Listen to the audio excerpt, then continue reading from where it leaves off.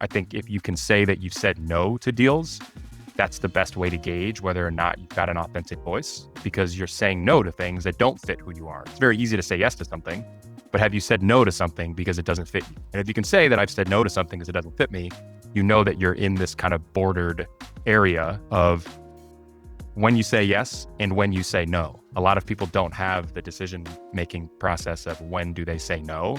That's not just financially driven. Before we dive into the conversation with Darren, we need to start with a quick disclaimer. This video provides general financial education and is not personalized investment advice or a solicitation for advisory services.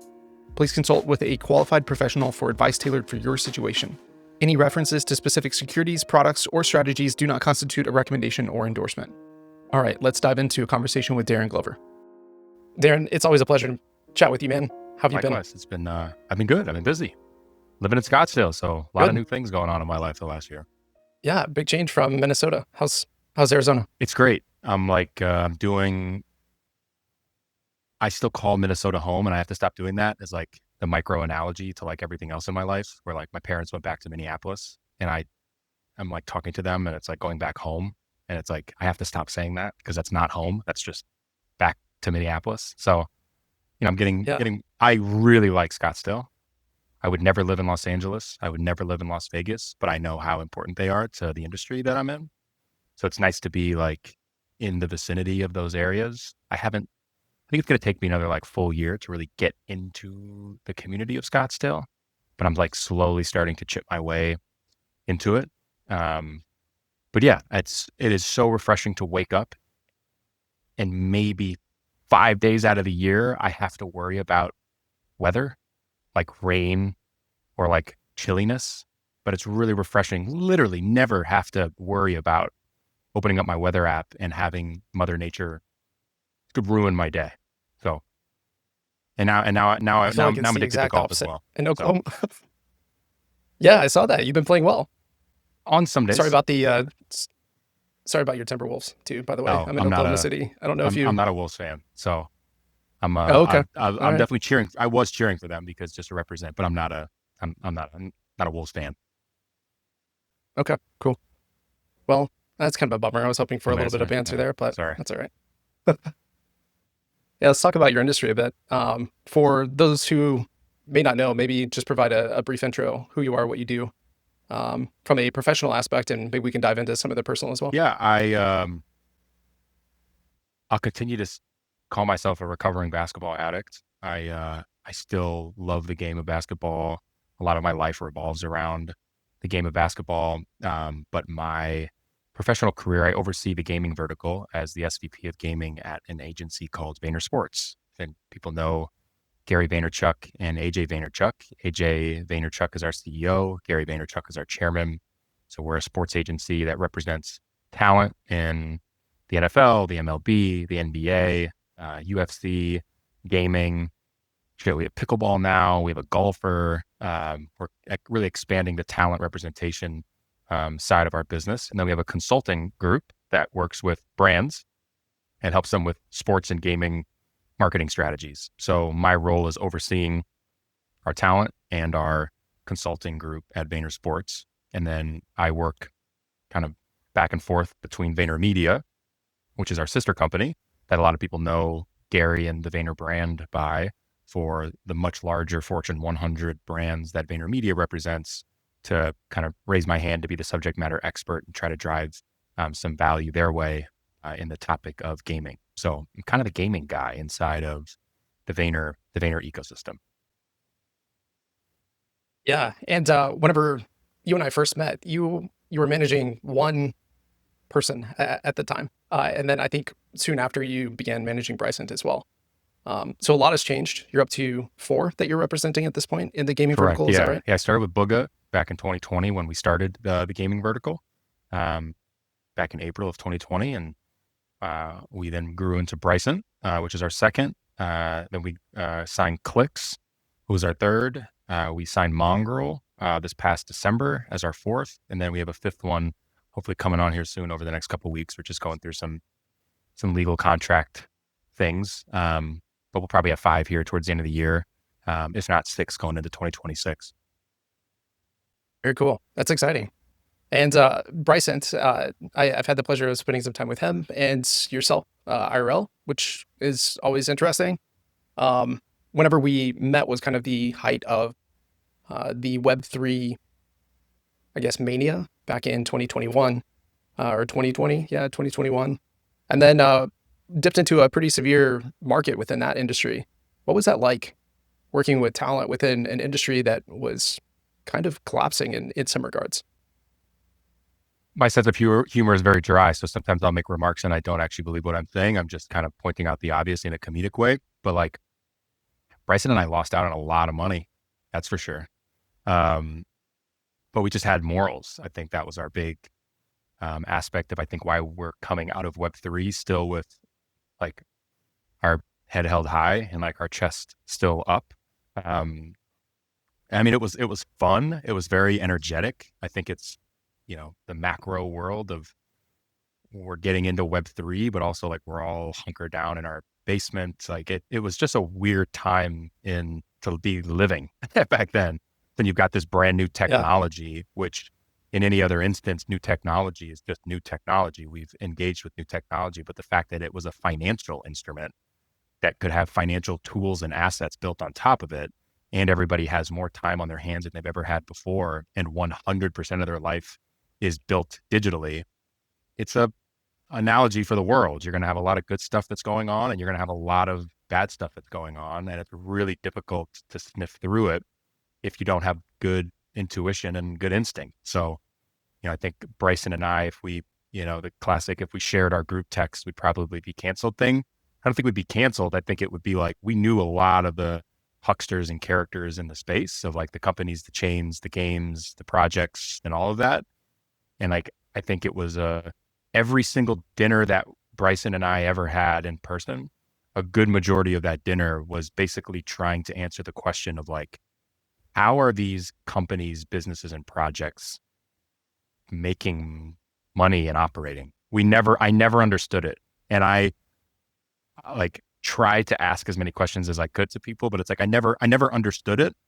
And we did good projects and had really awesome work and like did our best for our role and responsibility in our partnerships. But I've always had a level of question regarding 98.5% of Web3. And it's like seeing what's happening now into the marketplace.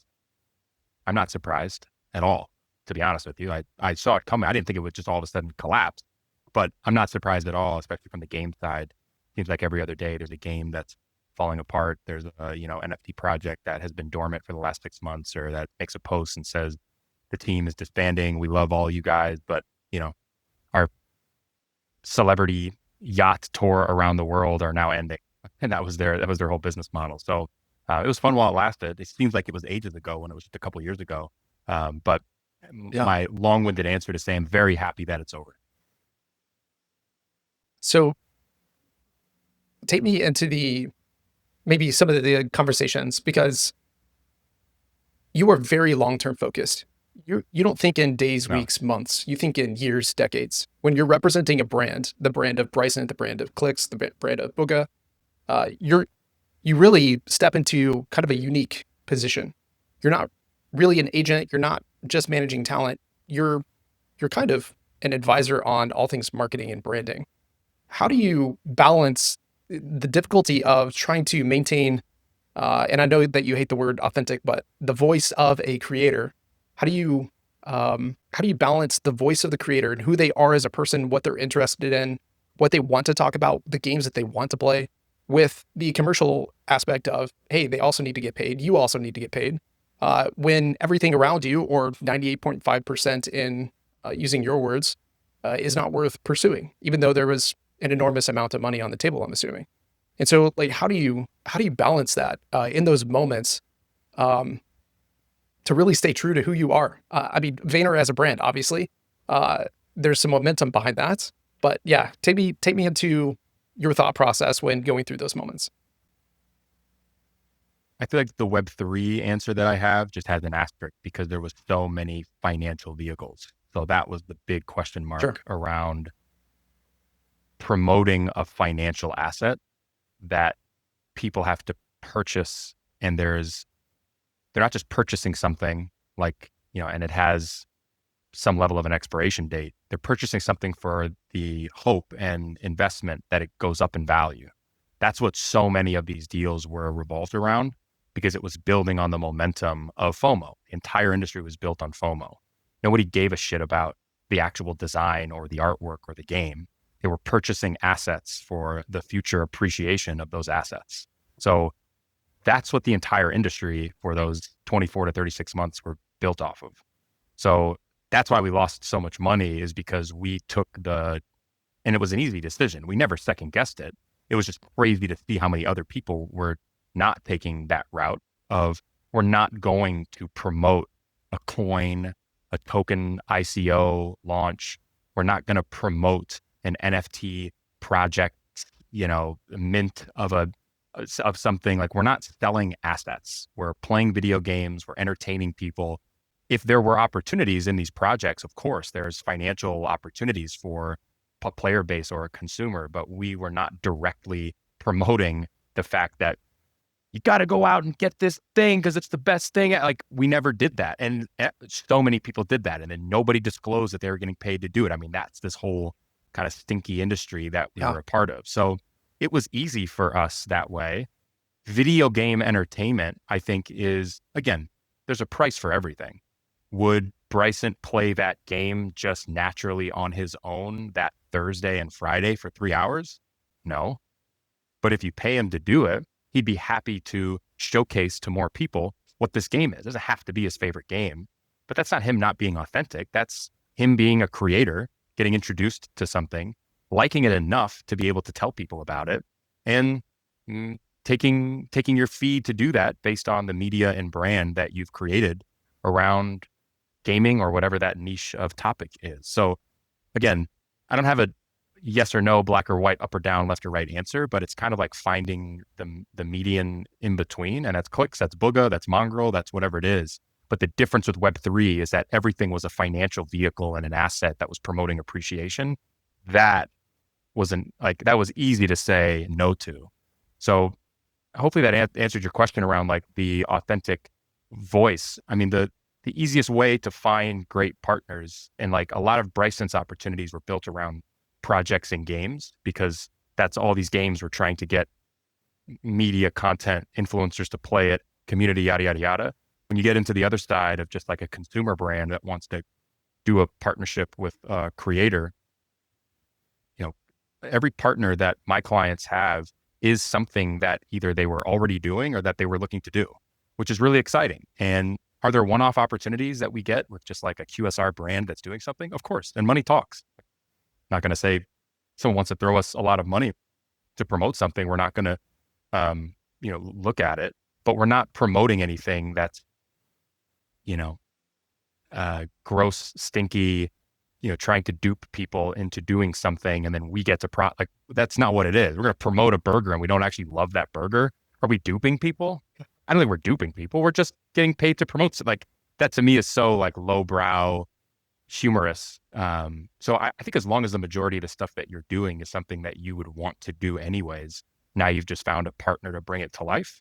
That's how you build successful brand partnerships. I think if you can say that you've said no to deals, that's the best way to gauge whether or not you've got an authentic voice, because you're saying no to things that don't fit who you are. It's very easy to say yes to something, but have you said no to something because it doesn't fit you? And if you can say that I've said no to something because it doesn't fit me, you know that you're in this kind of bordered area of when you say yes and when you say no. A lot of people don't have the decision-making process of when do they say no. That's not just financially driven.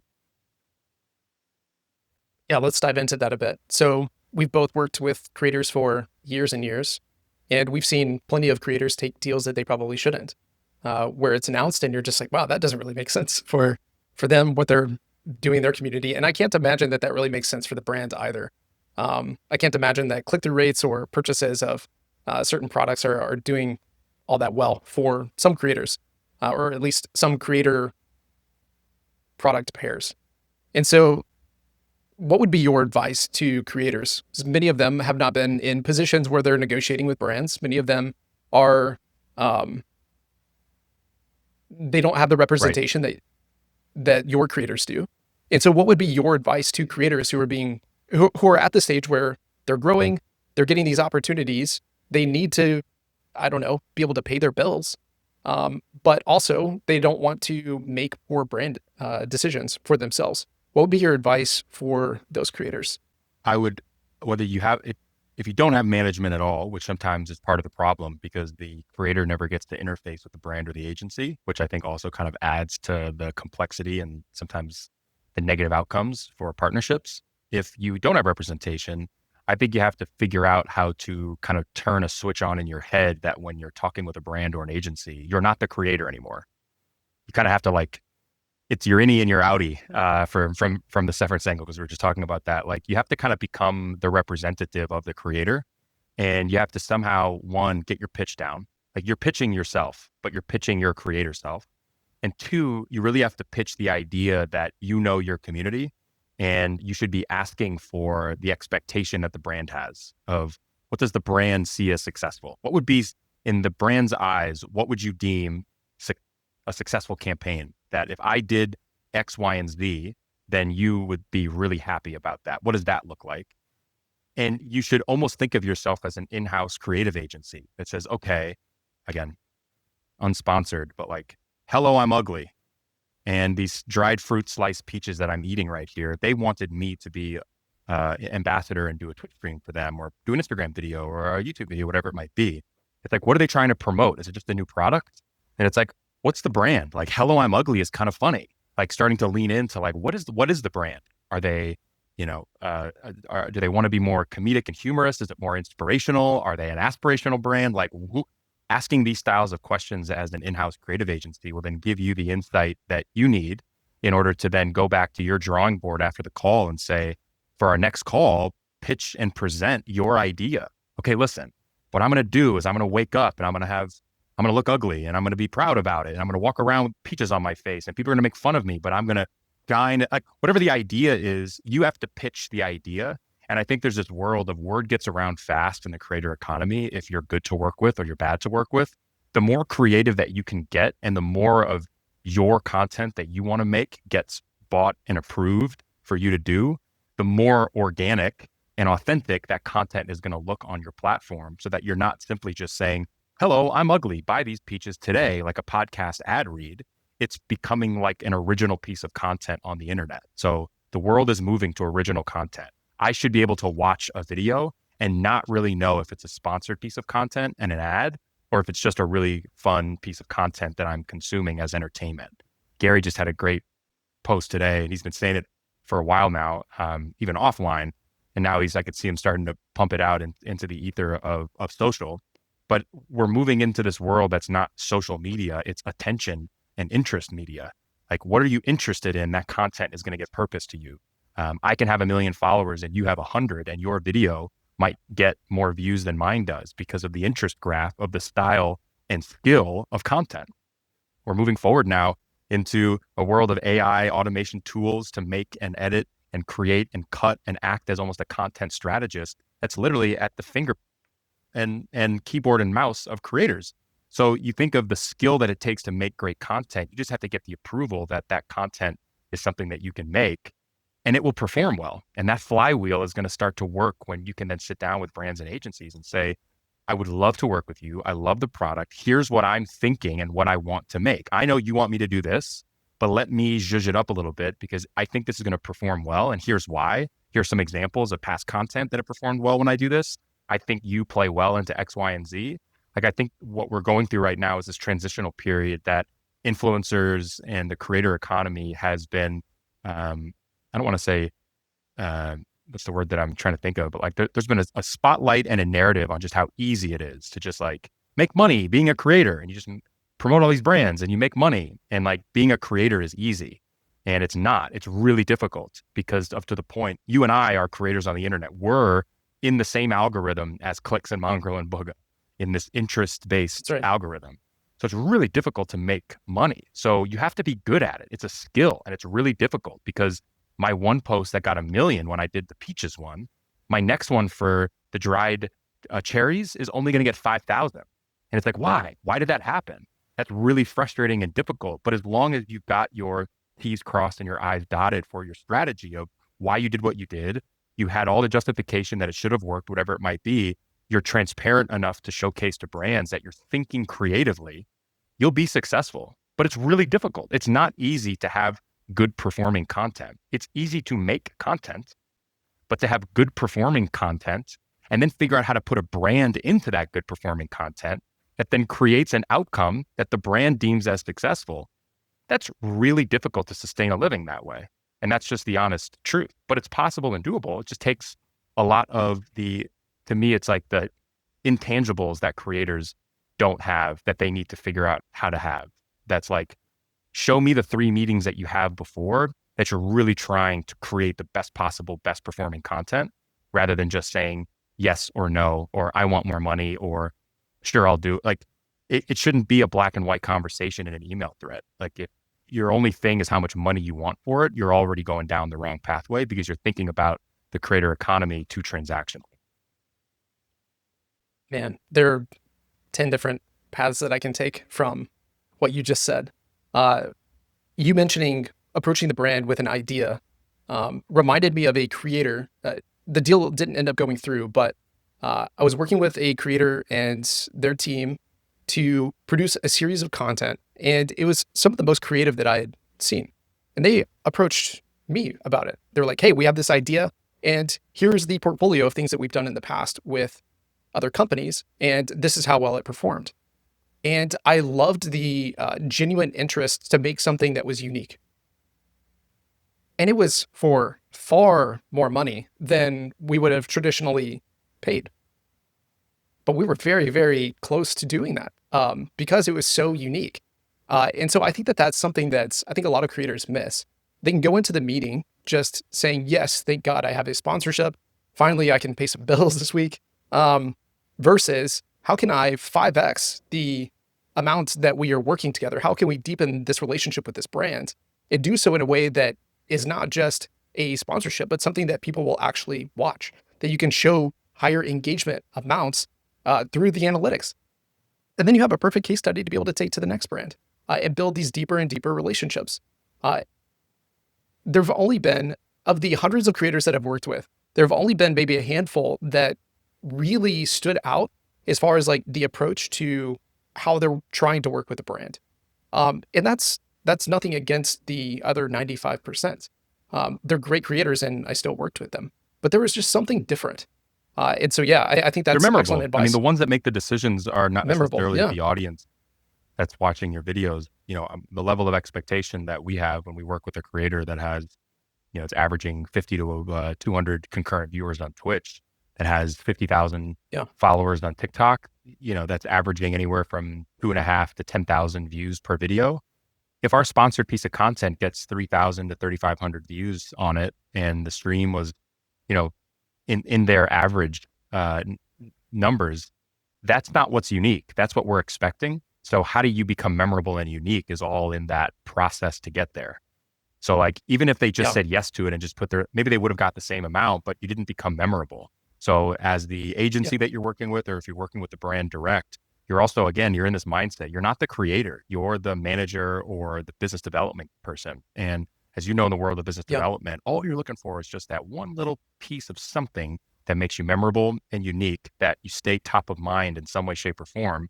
That when I think of, as the agency or the brand, who I'm going to work with, I remember you. And if working with creators, you just put a little, you fold the page over on their face, and like you put them to the side as like, I really enjoyed working with this creator. The content didn't have 8 million views, because I wasn't expecting that. And like, in the world of creators, you're not putting your entire company's future marketing goals in the hands of one micro-sized creator. So like, you also have to swallow the pride as a smaller creator to say they're going to work with another 100 creators this year.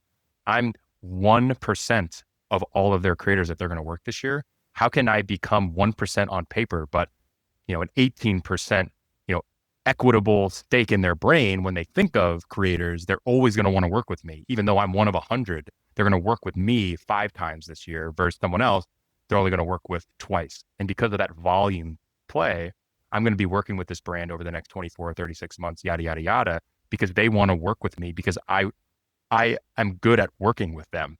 Like, that's what I think this world of creator economy doesn't understand is like, it's also not just about the output. It's how good were you to get to the output. We just had this big launch with clicks and feastables, but it's like, and again, I'm talking about ourselves, but I would think that the feastables team would say we were fun to work with. Like, we're really collaborative, like we're responsive, we're thinking outside the box, we're put like, that's a good partnership and relationship to have rather than us being really difficult to work with, but the outcome is really great. Brands and agencies don't want to work with difficult processes to get to good outcomes. They would rather work with Totally. really great processes to get to an average outcome versus really difficult and great. Like, I Yeah. wholeheartedly would believe that because you spend more time building the thing than you do showcasing the thing. That's just the honest truth. So 10 months out of the year, I hate working with you. And then something gets launched and it does really good. I still don't want to ever work with you again. And word's going to start to get around that you're not someone that people should work with. Like, your career will have a diminishing return because of that, rather than, boy, that was awesome. It didn't work as well as we thought it did, but let's figure out why it didn't work. But we loved working with you. I would much rather Yeah. have that feedback than the alternative. Spot on. Spot on. And for people who may not know my background, I worked from the brand perspective with creators for past, 4 years, 5 years now at this point. Um, and there were definitely creators that I thought the content would do well, but I did not think that it would be a enjoyable experience, as Darren is saying here. And so we declined.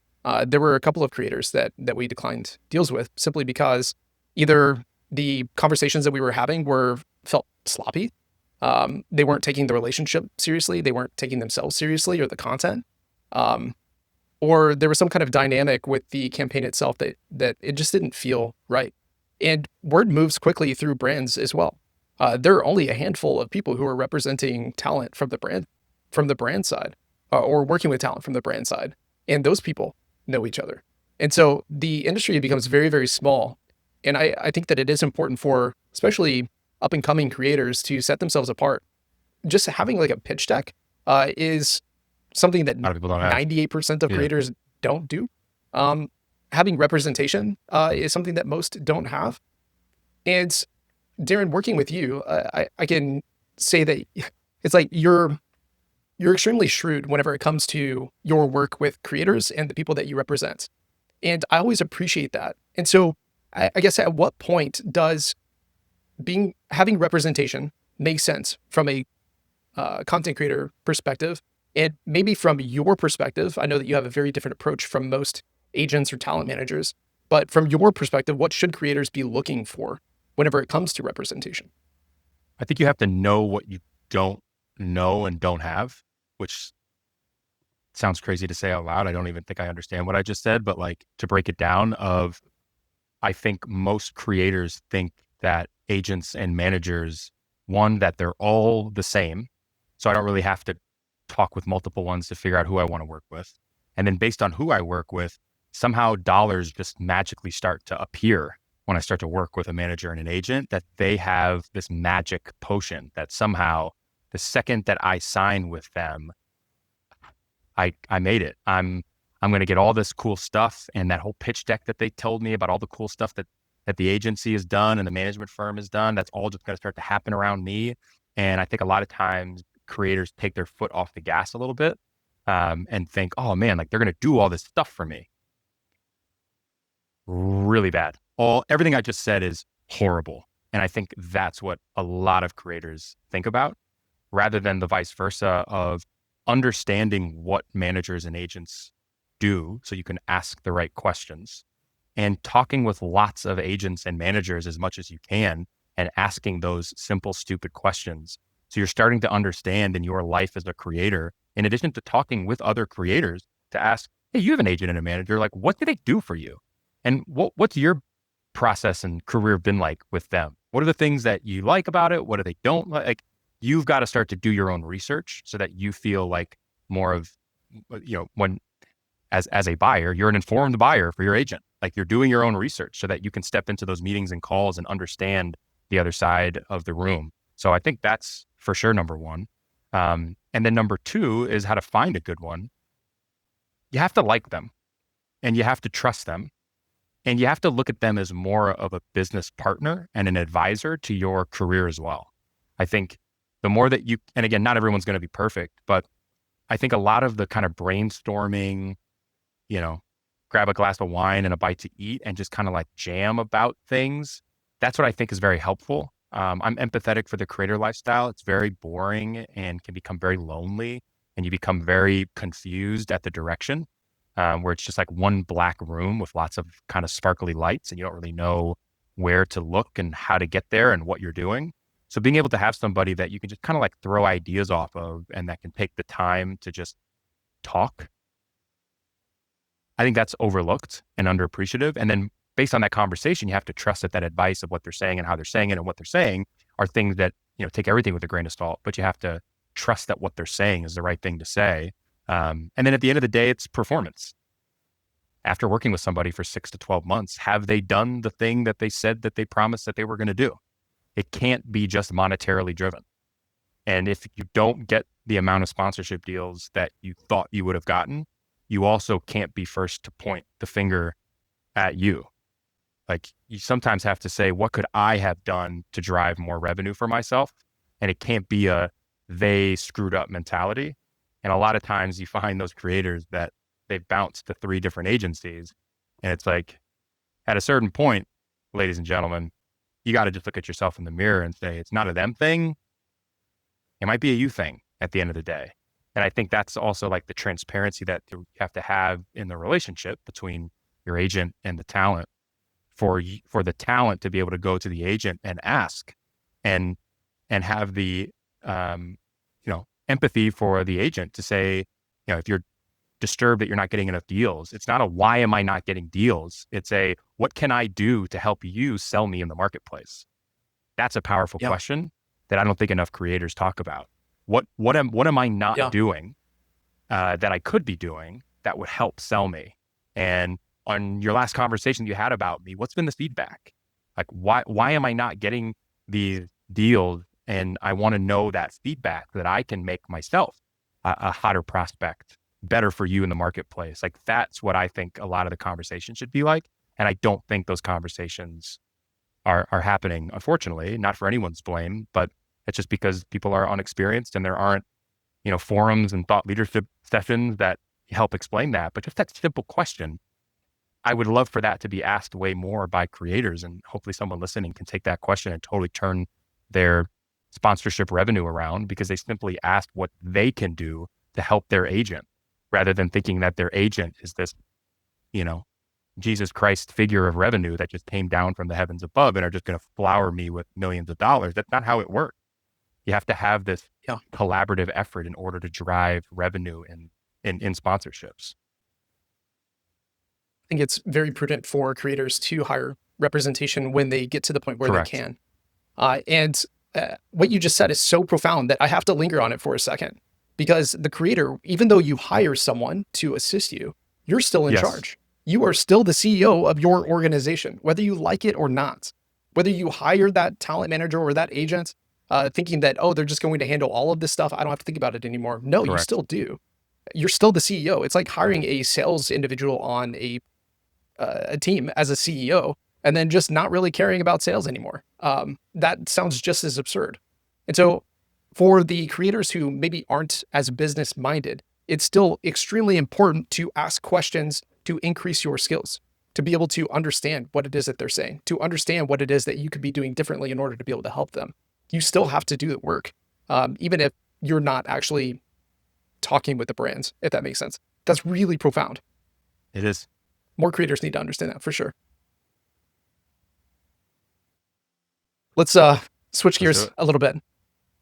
Let's talk about taste, because there are a lot of creators out there, and there are a lot of creators that have a lot of talent, and there are a lot of brands who are willing to put dollars behind talent and taste. What does taste look like in content creation? How do you determine that an individual that you're wanting to work with or a brand that you're wanting to work with from a creator side is actually emerging talent? There's someone that you can say, yes, I can absolutely represent you and we can make things happen, versus the thousands of other creators that I'm sure that you've passed up. What goes through your mind whenever it comes to content creators? How do you spot the emerging talent? How do you know that they are legitimate? And ultimately, I do think that that's a matter of taste. So maybe can we dive into that really opaque topic for a second? I think a lot is just intuition and gut.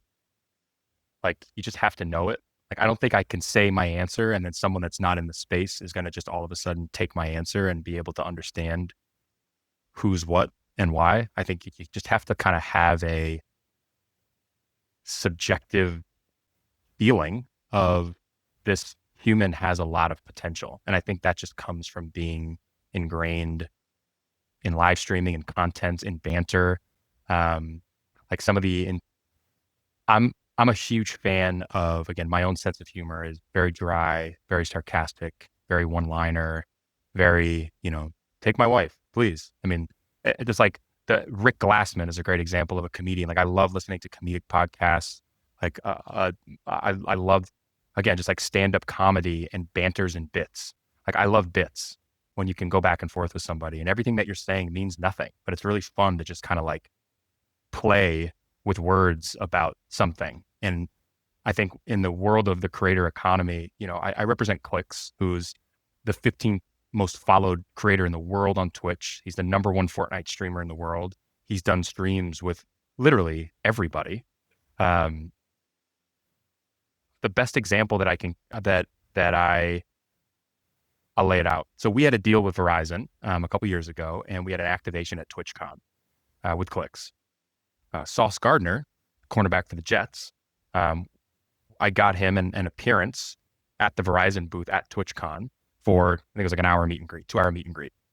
Sauce Gardner's a huge gamer. So he was excited and he was going to be there anyways. It just worked out really well. Well, Clicks and Sauce have never met each other before. I've watched some of Sauce's content. You just never know. But Clicks was live streaming at his Verizon appearance, and we structured the meet and greets back to back. So there'd be some sort of like fun overlap for them to connect. So as Clicks was kind of wrapping up his meet and greet and Sauce was arriving at his meet and greet, Cody was live streaming. Clicks was live streaming. So he's on. He's in entertaining mode.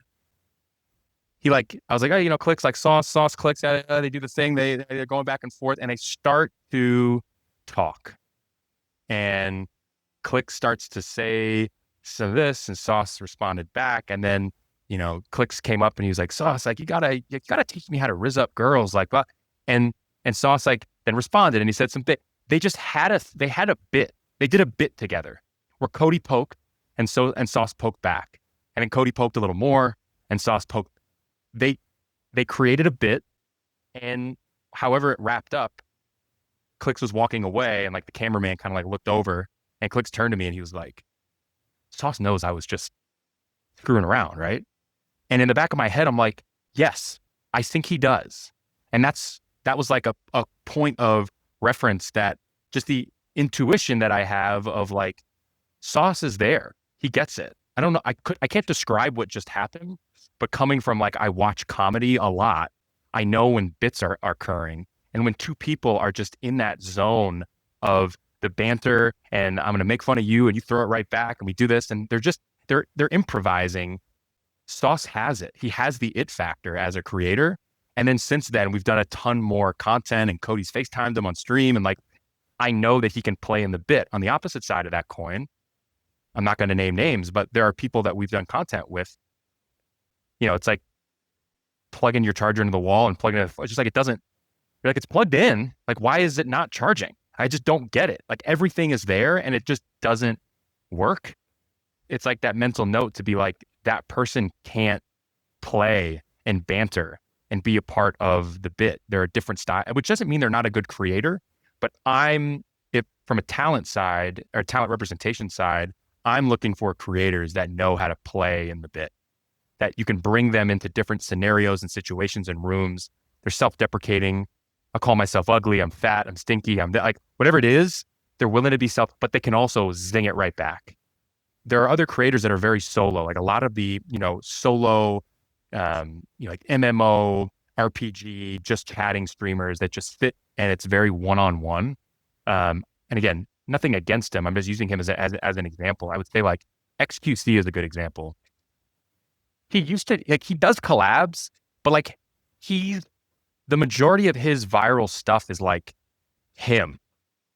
He just has a way to talk to his chat, and he does it in a way that's awesome. But like, and not to say that he can't do the bit and banter and whatever, but like, there's just a different style of content. So I feel like I'm talking way too much about this because as I started the conversation and my answer of like, I don't know, I just kind of have this feeling. I think Faxity, there's a Fortnite creator, Faxuty.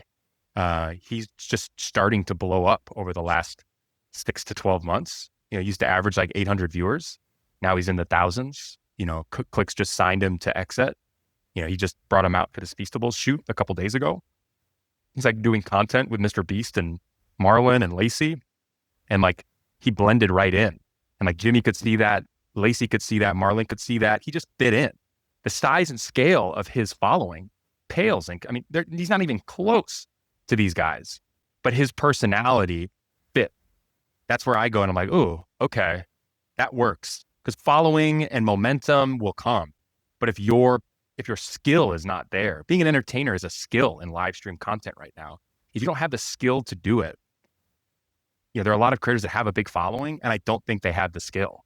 I think they were just the right place at the right time, but they don't have that skill. They're kind of just living off of who they were, and they're just kind of flatlining. But I don't think they have. When people like a Faxity come on board, that's like, he's the same person when he was at 800. Now he's just, more people are starting to see him. So the skill is there. It just takes time for more people to see you. That's the type of creator that I keep an eye out for. How long do you watch and pay attention to someone's career before engaging in any kind of conversation? Listen, I don't recruit talent, to be honest with you. Like I'm not in 13 creators DMs right now trying to sign them. Like I'm just tapped into the internet. So I'm always watching. Like that's just fun to be able to like just be tapped in. So I'm always watching. I think you have to be tapped in. Agents and folks that aren't tapped in to what's happening, good for them. But yeah, I find it, like me as a human, I used to love, again, this makes me feel so old, but I appreciate you being 2 years older than me, is like finding Thanks for bringing that up. Finding the song before anyone has ever heard it. That used to bring me so much excitement and joy when I was in middle school and high school, when, like LimeWire and mixtapes, and you could find the song and you play it in the car or like in the locker room before a basketball game, and everyone is like, who is this? It's crazy. He's an artist you don't really know. He's like, that used to bring me so much joy in the music space because I just love being tapped into things that are just early. That's like my innate, skating to where the puck is headed mentality. So I like finding and being a part of culture and content and who's making moves. And, I don't try to, I just really enjoy it. You, in a past life, you were a musician as well, right? You were in a band rapper? Like this was peak, like white guy, electronic rap, like the G-Eazy, the Mac Miller, Asher Roth. Like there was that era of like 2000. I used to make instrumentals back when I was in high school. I had a microfracture surgery. So I was in a machine that bent my knee for 10 hours a day.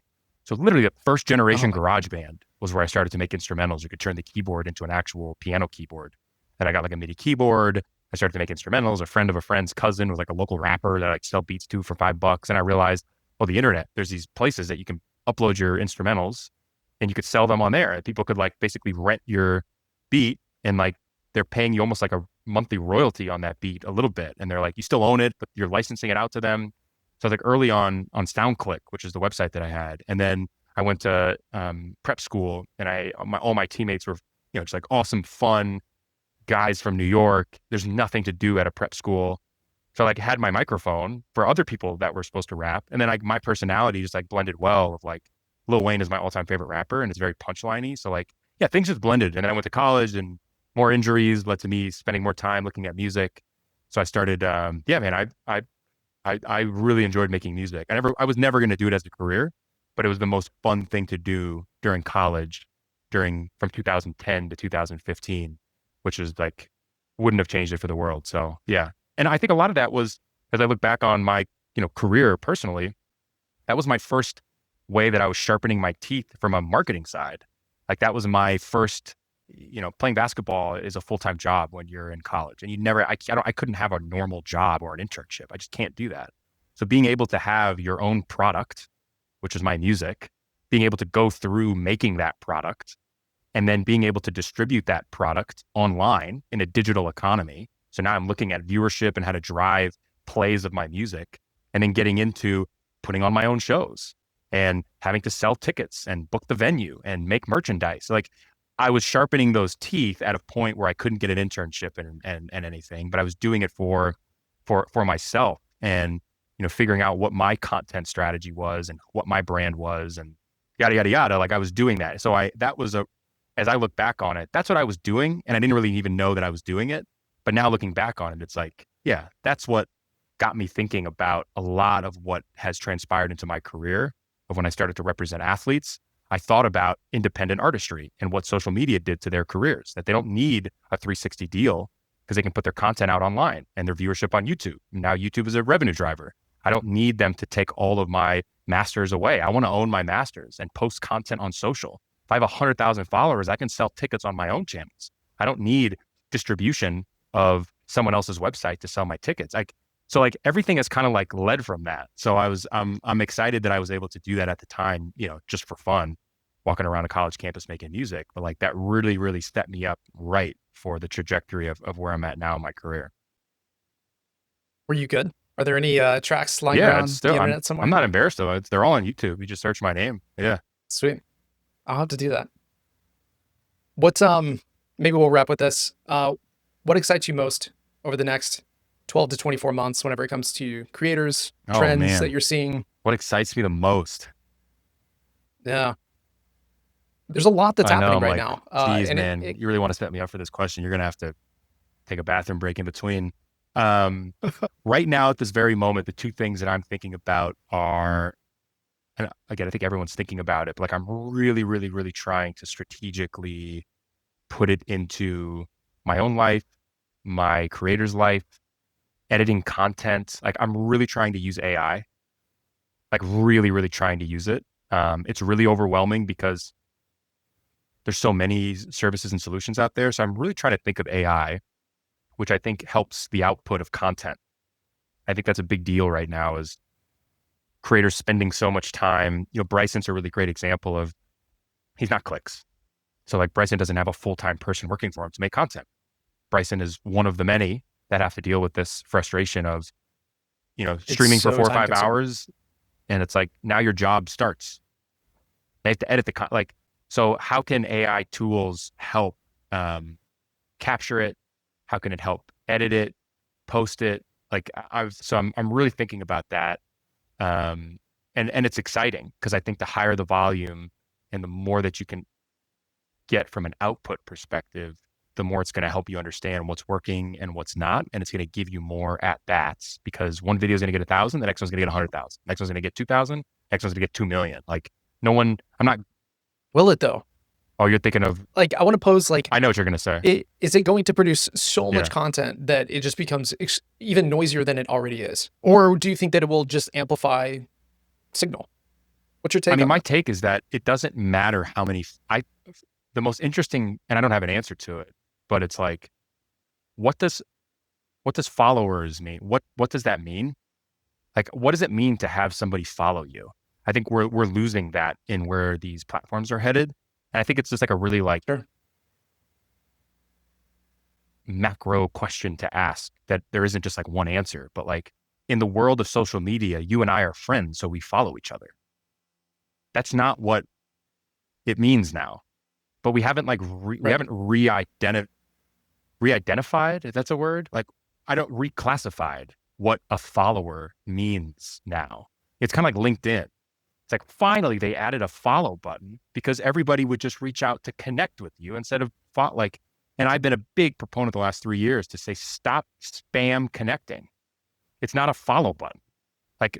And so finally LinkedIn added just a follow button instead of a connect button, which is huge in the world of like the business side of actually being able to invite somebody into your professional network. But like, So anyway, I just think a higher volume of content when the follow and the feed becomes less important is going to be the only way to keep up, because the funnel is going to continue to go so wide, to your point of a extreme level of volume of content.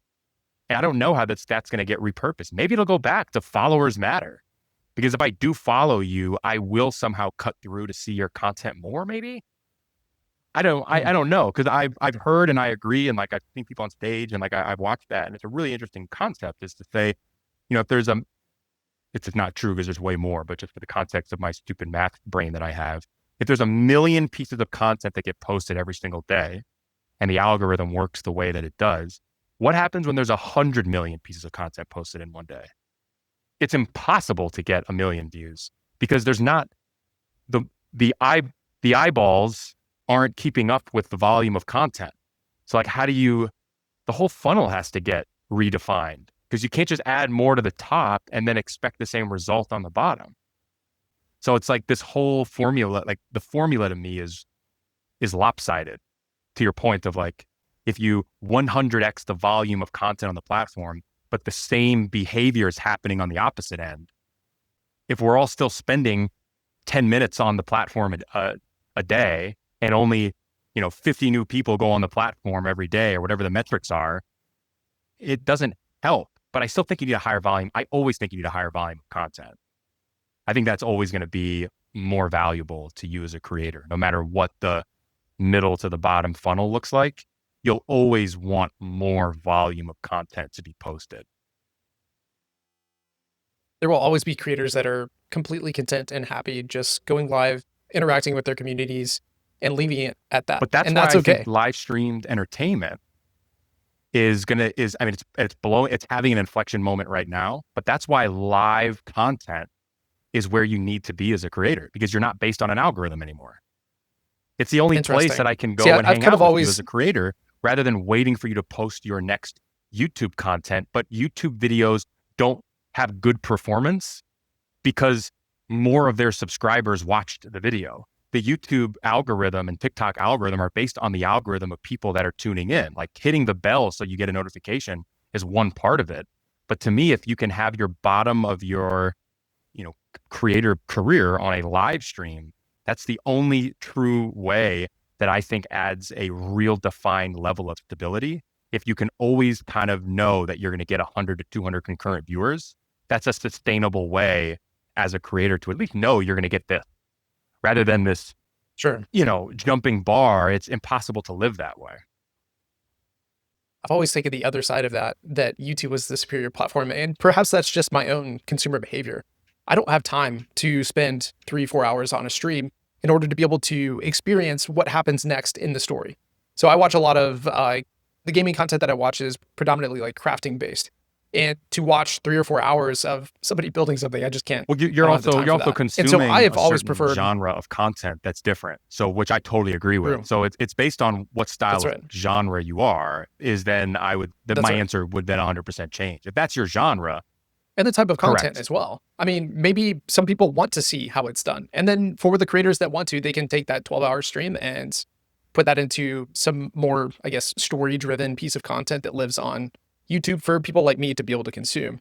But yeah, I think that is an interesting thing to note, is that the nature of what works well within a live environment is perhaps different than what works well in a YouTube environment. I don't have an opinion about works well or doesn't work well.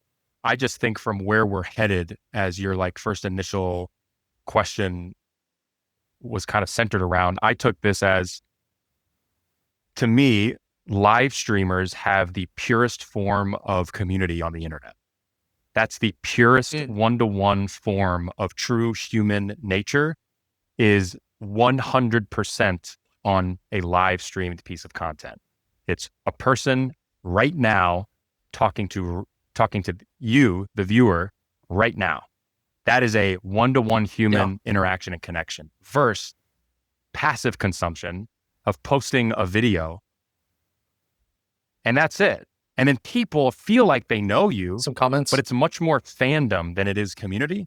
So I'm just big believer in live stream from a community side is that if you can build a community live, you've got a true one-to-one human connection with a community of people. Not to say that you can't build that on YouTube, but these other platforms, by the nature of the platform, it's passive content. You can watch it whenever you want to, which is fine for your entertainment, but your connection with that human is not a human interaction. It's a fandom of watching That's right. somebody entertain you, rather than watching somebody entertain you and being able to respond in real time and then having them react to my comment. Like that's sitting around a table with people. That's what I love live streams so much. And that to me is what gets me so excited about live stream is I'd rather work with a smaller person who live streams than a bigger person who only has YouTube and TikTok because of the one-to-one interaction and connection with the community. And live stream entertainment just gets added into the funnel of YouTube and TikTok. But what YouTube and TikTokers don't have is this. And even like you see some of the creators right now on TikTok. I mean, like Josh Richards is a great example. He's not stupid. He live streaming on Twitch. That man is one of the biggest, most famous people on TikTok. And he has 200 to 300 people that watch him concurrently on Twitch. Think about that, right? It's also the transferable nature of community doesn't transfer over very well. You have to really build a community. Someone who has whatever Josh Richards has, 20 million followers on, TikTok and these other platforms, you would think the transferability to another platform would be there. It's not. Live stream entertainment is really difficult. So it's like, once you try it and you see how difficult it is to keep up with the pace and the consistency, and then you see some of these creators who have 5, 10, 15, 20,000 concurrent viewers every time they go live. It's like, holy shit. Yeah. And it's always been that way. 100%. It's always been challenging. Whether it was, yes. So people are so sticky. I mean, I think of my own behavior. Like if I observe myself and my own behavior as if I'm a different person, I really don't want to leave a platform and go somewhere else. If somebody's live streaming on YouTube, then sure, I might pop in for a few minutes, but leaving a platform altogether is tough. There are a couple of creators that I really enjoy their content and they only do live streaming on Twitch. And so in those cases, then sure. Well, those are the cases that get me so excited about these AI tools is because, and again, I'm making this assumption. I assume that it's not like they don't want to be other places. They just don't have the time. If they're streaming for 10 hours a day, I just don't have the time and effort to do that. And I've kind of set this bar of, I'm okay with this and I'll do my best, but I'm not hopeful and I'm not trying my hardest because I simply don't have the manpower time to do it. That's where I think these AI tools are going to help them tremendously, are the live streamers in their volume of content. Do you think that hurts them long term if the it factor for those creators is that they're live? No, because they're not changing what they're doing live. They're only adding more. So you're just saying that adding to the fandom, keeping the community. You're finding a new community to the point of Josh Richards has 20 million followers on TikTok with 200 viewers on Twitch. Doesn't transfer over. A lot of the times it's the same way that you can have 1,000 concurrent viewers on Twitch with, 600,000 followers on Twitch, and you have your TikTok account and you're just grinding to get over 5,000 views on a video. Right? Because Twitch is different. Each platform contextually is different. Some platforms, TikTok, people are watching when they're pooping, when they're on the quick bus ride in the side of a car, like whatever it is, like waiting for their plane to take off, whatever. YouTube is more like when you're at home, you're like, everyone's watching in different scenarios and it fosters a different community of people. So like a lot of the times what I always tell Twitch streamers is get onto social, get onto TikTok and Instagram Reels and YouTube. And then people over here, I'm like, man, if you could find a way to add live streaming into your content funnel, it's such a great one, but you have to have the expectation. And sometimes people aren't willing to swallow that pill that, compresses their ego a little bit, which is, I'm the biggest TikToker YouTuber and I go over to my live stream and I'm not famous anymore. It's like, you can't think of it that way because it's something completely different. But again, I think everyone should explore live stream if you're not doing it. Just like I think every live streamer needs to somehow figure out how to put 3 to 10 pieces of content out on TikTok and Instagram Reel every day from their stream or whatever it might be. It's like, you have to put out so much content. So to your long-winded answer of what am I thinking about? That's what I'm thinking about because there's so much manpower that's put into editing content. How can these tools help save the creators time so that they can allocate their time into less being the chef and more into building the restaurants. Like that's where Yeah. I think a lot of these creators are gonna start to blossom, because you see some creators, again, to the point of like the intuition of seeing great creators, their growth is stunted by the sheer lack of time that they have to build their career as a content creator. They're great. Yeah. They're a It's so raw hard. talent, and you meet them, you see them, you're like, you're great. And that's that frustration as a content creator, is like everyone tells you how good you are, but the platforms and algorithms aren't telling you that. But people tell you that, and your community loves you, but you're just having a difficult time growing those channels. That's really frustrating. And I'm so empathetic. And like, I genuinely think that AI is going to be a big solution to a lot of those frustrations, because you're going to start to break through more. Or if you could just post some more content on those platforms, it's going to help. It's so tough. And that's something that I'm optimistic about as well. So I'll just talk selfishly here for a bit. So all day today, I've been editing, literally the entire day up until our conversation. And one of the tools that I'm using is heavily integrated into AI. And YouTube Shorts, or creating short form that I can translate over to Instagram or TikTok. That's been historically something that I very, very much struggle with, because it's like after I've spent hours editing a video, I don't want to have to spend Yeah. more hours trying to edit short form content. And so today I tried a new feature where it would take a video and create some clips, and it did okay. Like I'm not super proud of some of the shorts that I uploaded today, but it's like I'm one person. I also have to operate a firm. I also have to work with my clients.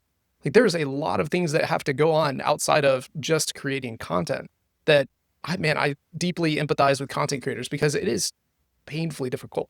And so what I'm hoping is that these platforms get a little bit better at being able to maybe tailor content based on the type of content that works well on different platforms. Obviously, that is a very tough nut to crack, because you're having to essentially put into code something that is very Yeah. cultural. But yeah, that is something that And I'm I think excited about AI as is well. going to help with that. I mean, that's the biggest thing, is like the one, we're this past week, we've got Clicks, Mr. Beast, Lacey, Marlon, and Faxity all in a room together. And it's like, what should we do? And then it's like your first thought is always like, what's trending? What's the trend in culture that is having a spike in that algorithm that we can put together to play into this macro swell that's happening around whatever that Yeah, edit, whatever that sound is, whatever those things are. Like that's how creators are thinking. And I think one of the fun things about live is that you're kind of editing as you go, rather than, how easy it must be as a non-live stream creator to just make the viral piece of content, rather than like as you're sure. live, it's funny to talk with all these live streamers. Easy. Yeah, no, I'm totally being sarcastic, but Yeah. the concept Yeah. of as you're live, you're also thinking about, these IRL streamers are making the clip as they're live.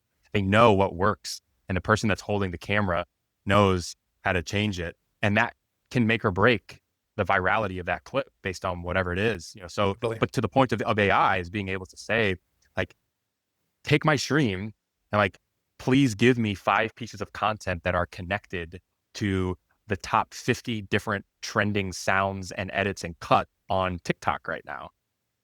Like, Yeah. whoa. I mean, that would be, Or take all of last yes, year's videos and compile them all. That would it be would be, intense. and it's But I think coming. it's I mean, coming. even to the I point, mean, like, I don't know, the yeah, one that I'm seeing right now is the Will Smith eating. And it was like yeah, 2023. It was just like, it was like a yep, bad nightmare of man, a movie that you're watching. And then the yeah. like most recent one, and like the Google V3 or what, VO3, like VO3, it's, yeah, and that's in 2 incredible, years. terrifying. Honestly, like, at what point people are already doing it, but they're creating creators that aren't actually Oh, real. it's, I think that's like, man, it's both exciting and also terrifying it's when already you get to the happening though. point where you don't know what's Yeah. real. That's what I'm saying. Like it's terrifying and exciting at the same time. It's like a whole new, I guess, realm of creativity that can be experienced. But kind of to your point, I think live, like the IRL, uh, the stuff that, hey, how do I prove that this is a real human being that I'm cultivating community with? Man, I think that people are just going to be leaning extremely heavily into that. I mean, I've experienced that for myself over the last, call it 2 years. I've been seeking more things that are IRL, that are outside of my home Yeah. or my work environment, to be around people, because man, I'm on this thing forever, every day, or looking at my screen here. And it's like I crave the community aspect in a way that maybe I didn't 4 or 5 years ago. Now, I don't know if that's something that's changed with me, or if that's something that's just changed with the nature of social, or the way that we consume content. But man, I think even for content creators, trying to figure out ways to make it more personal, to make people aware that, hey, you're a real, for lack of a better word, authentic, raw Yeah. human being, um, will be Well, and extremely it important also, in the a months lot and of people, I years. used to say this all the time. Someone just told me that they've used this line, because I've been saying it for the last 10 years, but the best way to know how influential you are or how famous you are is, again, if you're in gaming, if you're in content, what's coming up in June, VidCon's coming up June 19th to 22nd in LA. If you're a creator that has a little bit of a following, yada, yada, yada, and you've got a community of people, during that weekend, make a post with an address of a coffee shop and say, I'm buying coffee for everyone. I'll be here from 9 a.m. to 11 a.m. Would love to see you. And see how many people show up. I used to say that to athletes all the time, or just like the athletes are the most pretentious people on planet Earth that think like they're the biggest thing and they're just, everything should be given to them, the red carpet, yada, yada, yada. 99% of those athletes, they could tweet that and nobody would really show up. If you'd have your 10 people that have their cards that they want you to sign your name on it. And like, that's it, because athletes don't have Yeah. communities, they have fans. And that's that big difference in Yeah. a creator economy versus the athletic economy, is that these athletes are just, they have fans of themselves. But the classic case of you retire, you get injured, you don't start, you kind of get traded to a different team and a different organization, and you move to a new state and a new city, you get forgotten about Yeah. because you just kind of get kicked to the curb because there's always somebody else to replace you. And that's this kind of like athlete becoming a content creator. It sounds crazier than what it is, where it's just like, no, it's like athletes just have to build a community. That's all that they're looking to do, because it's only going to help their careers out, so that forever and ever, when they say I'm at a coffee shop buying coffee for the next 2 hours, they know that they're going to get 250 people that are going to show up because they have a community of people that are supporting them as humans. They're not just cheering them on to make more 3-pointers tomorrow night at the game. Dude, that's such a good point. So, the rapper Logic, he's my favorite rapper, probably favorite artist. He has a track that talks about this. And the lyrics go, "Don't even say hello, more like, can I get one for the gram?" That's when I'd be like, "Fuck no, but you can shake my hand." And it's like you can sense the parasocial aspect of those relationships coming out. The frustration and the angst of like, man, people just want to take a photo. Like, can we actually have a conversation with this person?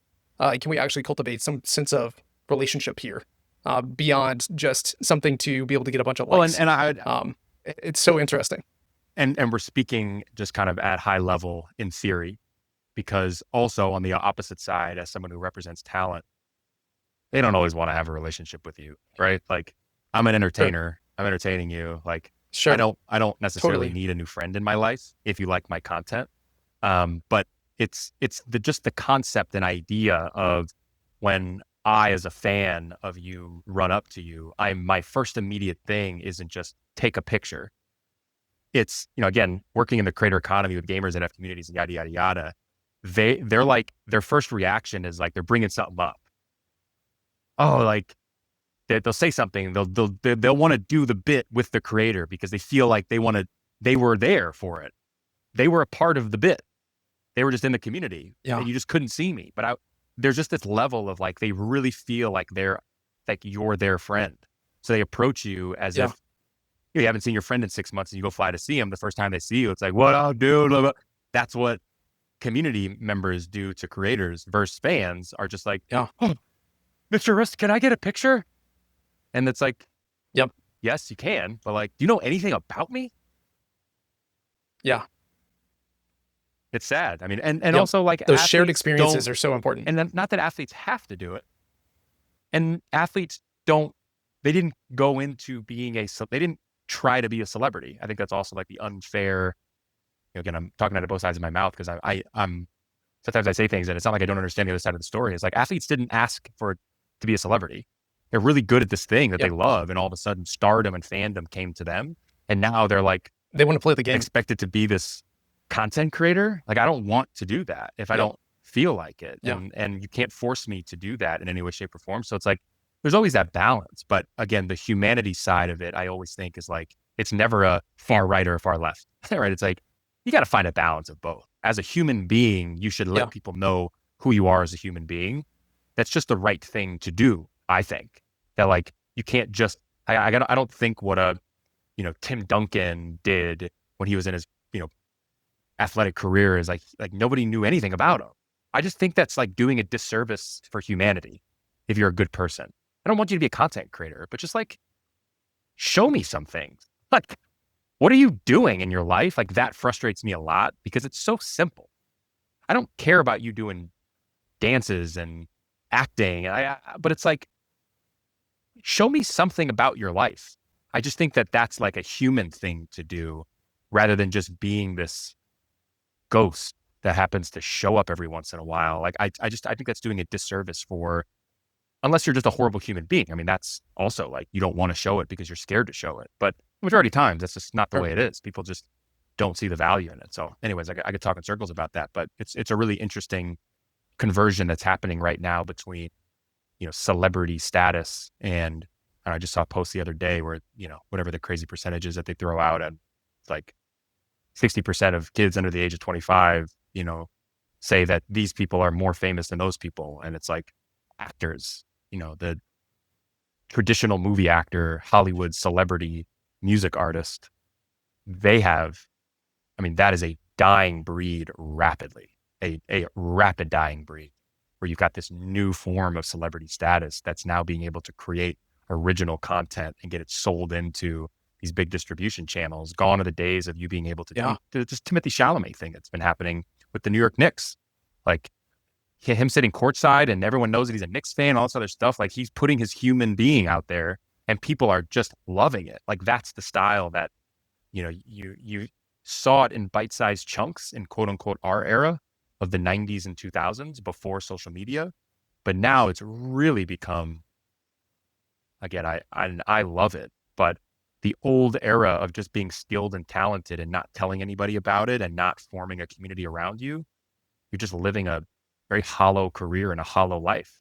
At any moment, you get replaced and you have nothing to fall back on. It's tough too, because like, I think that there's a lot of creators who maybe feel ashamed to post the raw reality of their life and their existence, and maybe even some of their interests outside of creating content.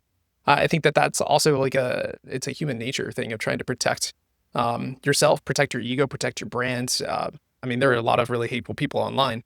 And so I can understand from that perspective too, why many creators don't want to do that. However, I will say that I think that the creators that are willing to push through that and can find healthy ways of being able to deal with the emotions and the hate that might come from the vocal minority are those that will do exceedingly well. It's like the unpolished is now becoming avant-garde again.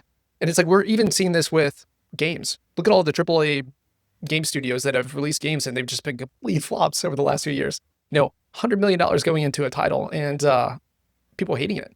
Meanwhile, you have this one kid who built this game in his basement and it goes viral over a weekend. Completely changes the trajectory of things. And it's unpolished and it's unfinished. It's in early access, but people love it because of the story, because of the connection. So much changing. It seems like the pendulum is swinging again. It's like we started with very raw content. We started with very raw games and it's kind of swung to the ultra polished and now we're swinging back. And I'm super excited to be, I guess, at the age and wherewithal that I am today to be able to enjoy I would that say swing. in social, social media, online digital content is the same thing too. When the internet first started and YouTube existed, That's right. The videos and content on YouTube, or it's like it's a digital VHS. It's like the Numa videos. There was no editing. It's just people putting home filmed edit cuts on the internet, and then nobody. I still quote some of those today. Now you're showing your age. But that genre of, again, unpolished content, the problem or the issue of why it wasn't looked at as serious is because it didn't have the audience. So it blended in of like, well, they justified it being bad content because there wasn't an audience of people that were watching it. And TV and the polished content, the pipes of distribution were so mature, they justified the lack of viewership by saying that it's just bad content. Now that pendulum swinging back, though, is unpolished content with the entire attention of the world on it. So now it's like the true special ingredient was the attention and the audience. So now you can go back to unpolished content that now has the attention and audience at scale. Now, it's finding those pockets and audiences. And it's so, I mean, even creators themselves, I mean, again, it's like there's a level of polished and on brand. And like, if you're a creator, you're some level of an artist, right? This is your content. You want it to be a certain way and look a certain way. And you don't want to just throw shit on the wall and see what sticks. Like, that's not a good strategy. However, you can't justify not posting enough content because it's quote unquote not good enough, like, which a lot of creators fall back on. Sure. That's just a subjective opinion of like, again, you see yourself different than how I see you. So you might think you look ugly today, but I think you look really great. Who's right? Yeah. Banksy has a great, talking about artists, like Banksy has a great image on that very topic. And it's like of a stanchion or something like that with, it's casting a shadow. And the text over it was, I wish I could see what you see in me, or something like that. And it's just very profound. I don't know, very striking to the topic of content creators. I do think that many of them are artists, and I do think that many of them put a lot of attention and care. And I do think that that's also can be an inhibitor Correct. to being able to, because you can also just sit in a room all day and never, I'm not done yet. I mean, again, like I remember when I used to make music, going back to those days where it's like, you can't always set up your song as like, hey man, I got this new song, but it's not done yet. But I'm still gonna do it. Not perfect. Got to stop doing that, right? You just got to like let people listen and like they'll provide feedback, but you can't like set up this exit door for them to say, oh, this is great. I know you're still working on it, but don't say that. Like, this is it. What do you think? This is awesome. Like, but again, the volume though, I think starts to chip away at that, where it's like, you're not putting your whole mental worth into this one thing. And if that doesn't work and it just destroys you, like that's that 70s, 80s, and 90s to early 2000s style of music artist, or even again, like YouTuber that spends, 4 months on one YouTube video. You better hope that YouTube video does well. Like, that's scary to me. Okay. Rather than starting to chip away at a higher volume of content. So you're just getting more swings and at bat, and you're leveraging the attention span of consumers today, which is just faster, quicker. Like, and then you can always do one video every 4 months. Like, you can still have this slower revolving door, but in between those 4 months, you need faster content that takes you to that next big video that you have. Like, that's where it's multi-layered with that strategy of, you can still have one album every year, but you got to do all this other stuff in between to make sure that you're building up enough fandom, community, and equity with these human beings on the internet. So you have your one big album, they're excited to listen to it because they haven't forgotten about you. I think so many people just tend to forget that. It's like, it's so frustrating whenever you work on a piece of content and you put a lot of care into it, and then it's a dud, just complete dud. And then something that I think of this like in relation to posting on X. It's just like, you'll work on a thread for an hour and then post it, and then nothing happens. And then something that's just completely off the cuff suddenly blows up. And we see that happen every single day. And that's, kind of leaning into why you should just create volume. I mean, it's strategic. You're not, again, just throwing shit at a wall, but like, again, gone are the days. Gary is saying it so well. And, we've been talking about it at Vayner for quite some time now, but, it is not social media anymore. It's interest media. And interest media based on a pure algorithm is like, there's a good and bad way to post content. Good and bad is now dictated based on the performance, if you want to think about it that way. And you can't then get angry at your content. I spent so much time on this that my post didn't perform well. It's like, it doesn't matter. Yeah, you have to make better content based on what works on the platform. Just like, again, whatever the trend is today didn't work a year ago, and the trend a year ago doesn't work today. Like, because it's not relevant. How do you stay relevant with it? And that's why skill is so important. It's a talent. I mean, think about like Picasso. Like, he created 130 something thousand works in his lifetime. And he was approached by somebody in a bar, and he was doodling on a napkin, and he was going to throw it away. And the lady was like, hey, like, you're just going to throw that away. Can I have it? And he was like, no, but you can pay me X amount for it. And she got upset because you were just going to throw it away anyways. It's like, well, that took me 5 minutes, but it took me to actually do that. But it took a lifetime to culminate the skills to be able to draw that. And content creation is the same. It's like, you have to have the skills to be able to acknowledge what is good from an algorithmic or an interest perspective, while not going so far as to Yeah. spend 3 I 3 months mean, on a single it's, video or something like that. you know, I don't get into online drama, but I did use my two Twitter thumbs to get into the online debate in the gaming and streaming community around whether streaming as a career is harder than working a 9 to 5. And like that Mm, debate, I will argue till my that's a good face debate. turns blue because of just, It's so much it's harder. so much harder. Content creation.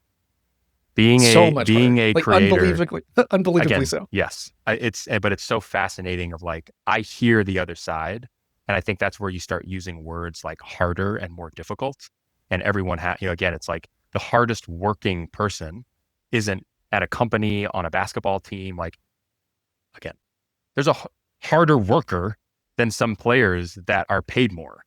But like hard work doesn't mean that I'm sweating more or I'm running faster and harder. Like there's the work Yep. hard and the work smart. But like to me, the physical exhaustion of working is what a lot of people use when they say harder.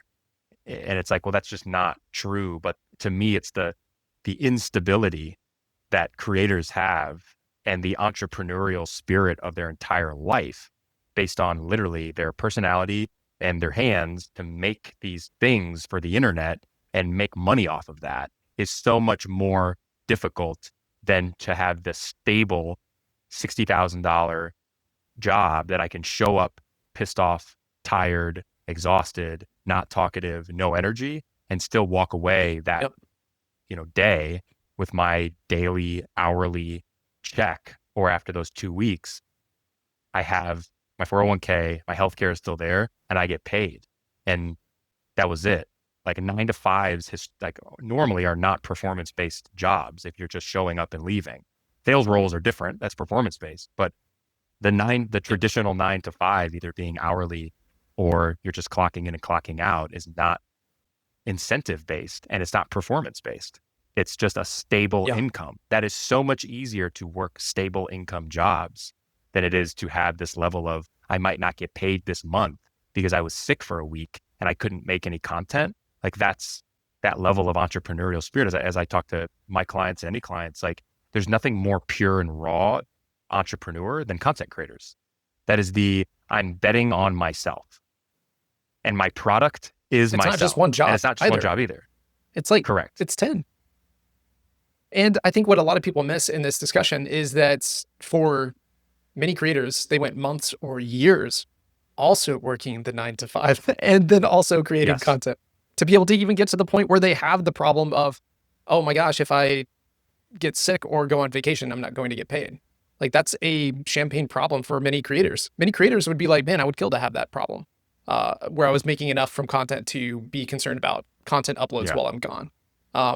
Yeah, and it's so much more difficult. It's just talking about Full stop. kind of like where the world is, based on that other conversation. So anyways, that was like relevant to bring up. I think it's really fascinating of like, it's not easy. And I think a lot of people are starting to realize that. And it's your point of Yep.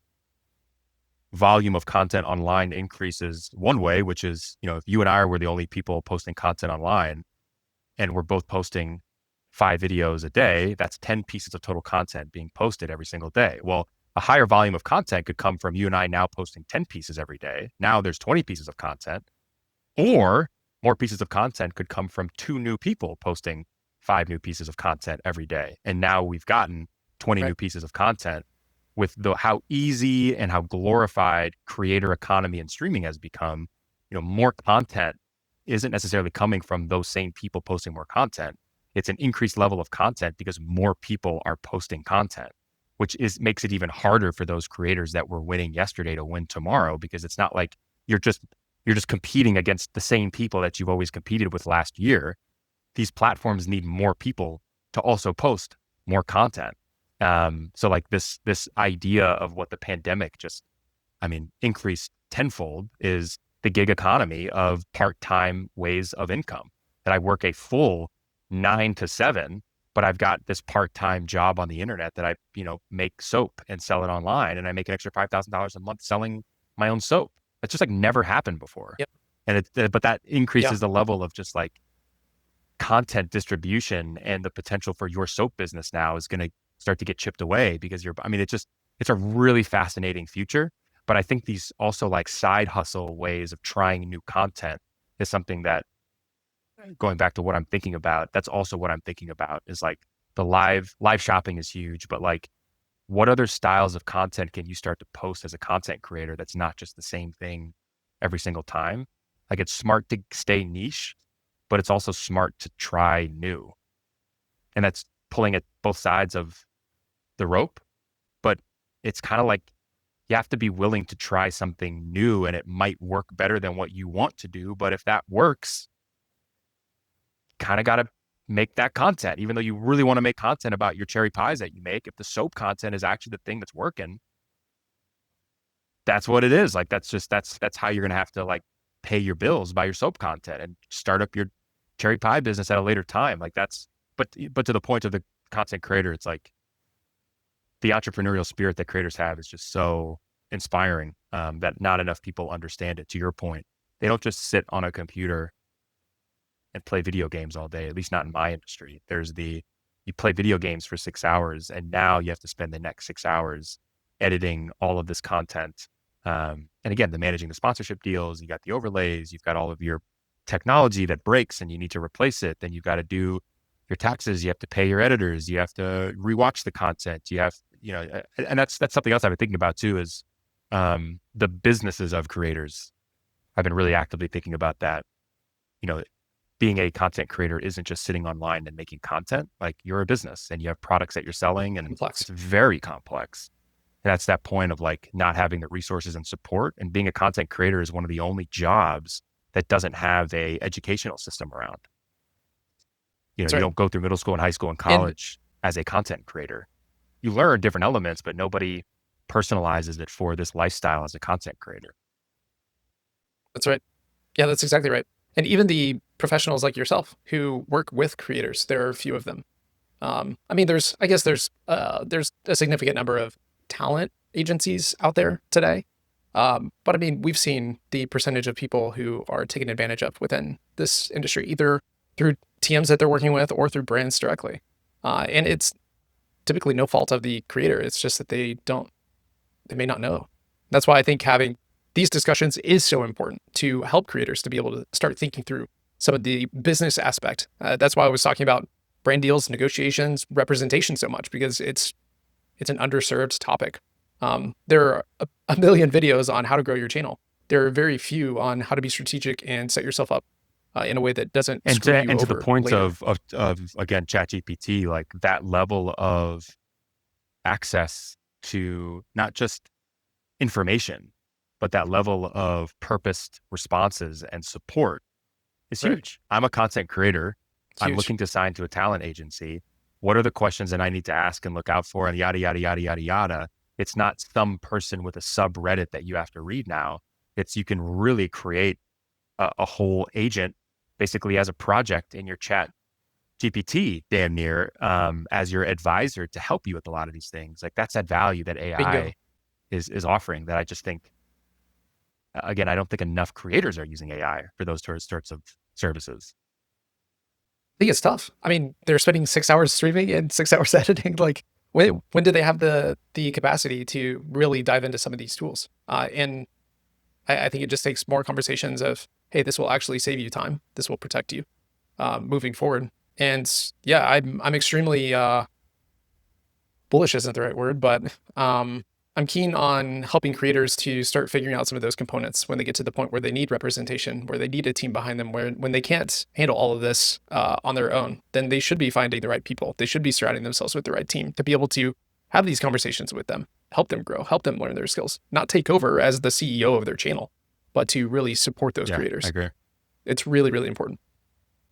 Darren, probably got another 3 hours worth of questions, but probably we'll end on this one. Thank you so much for chatting with me today. It's always a pleasure. We'll have to do this again sometime.